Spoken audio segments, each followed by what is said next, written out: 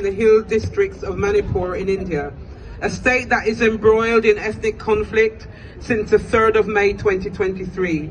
This is a conflict that is state-enabled and sponsored, and a conflict that is ongoing.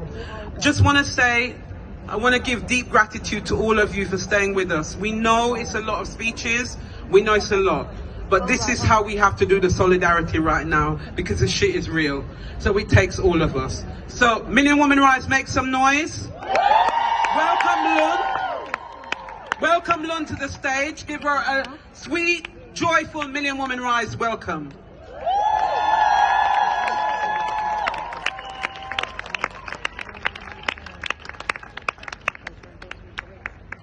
Thank you, Million Women Rise. Thank you, sisters, for this empowering platform to share a few words. I lost my aunt, Gozavung, who was 58 years old, and her only son, Golal Sang, who was 27 years, to mob attacks in Imphal, the capital of Manipur. And we also nearly lost his young bride that day. I am only one of many families who lost loved ones, homes, livelihood, schools, churches, and our ancestral villages.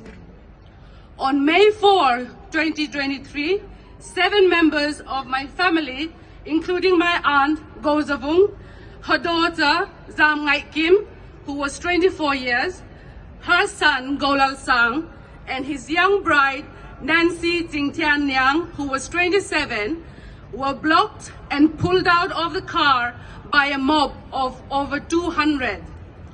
They were subjected to insults and questions about their identity and their ethnicity before the mob separated them. Golal Sang was chased, encircled, and attacked with rods, stones, and bricks. His mum positioned herself between the attackers and him, but they cheered and killed them in broad daylight.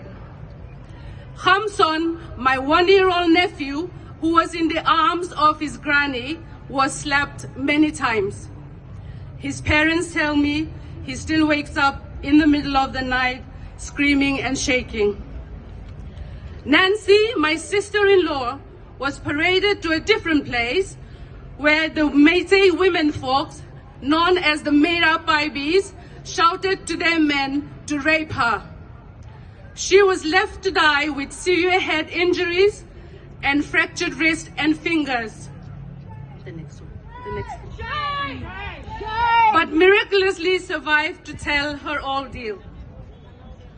On May 5, Olivia Tongloy, next one please, 21 years old, and Florence Hang Sing, 24, were locked in a room by a mob. Young men entered the room and tortured them. A news report said co-workers could hear their screams and pleas for 2 hours. When the room was opened, it was filled with the blood and hair of the dead victims. The naked parade of 2 tribal women, which shocked the nation and the entire world, also happened on the same day. Lesser known to many of us is that the younger woman's father and brother were lynched by the mob and their bodies thrown into a drain in front of their eyes.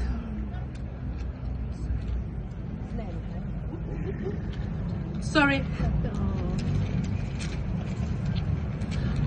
On June 4, Meena Hang Sing and her 7-year-old son, Tonsing Hang Sing, and her friend, Lydia Laurembam, were burnt alive in an ambulance on their way to the hospital.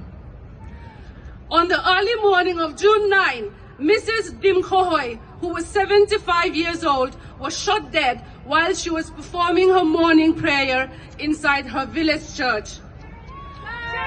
On the night of November 7, 2024, Zo Sang Kim Mar, a 31-year-old, next one please, 31-year-old mother of 3 young children, was shot in the leg and could not escape. Her charred remains were discovered the next morning with her brain membrane next to it. Post-mortem report reveals she was tortured and allegedly raped before she was set on fire. We have no clear information about any arrest for these atrocities and so many others that I have no time to share today. I urge you, Million Women Rise, please remember Manipur.